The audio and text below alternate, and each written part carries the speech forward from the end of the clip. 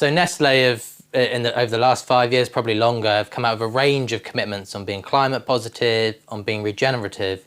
What does that mean for you and your role and how Nestle designs its food products? Yeah, so it's really important that we start with understanding the impacts of what we're trying to make. And so, this hasn't changed for us. We've been doing this for about 10 years now and really understanding the impacts of the products that we want to change. And so we have tools and we have methods in place to try and make that happen.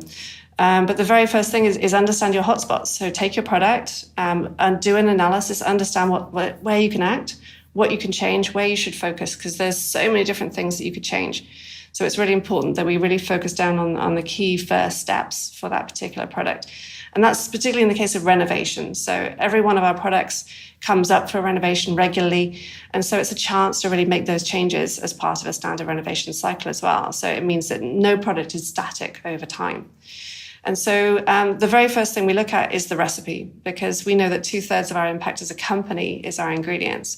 And so we can really pull apart that recipe and understand where those impacts are coming from.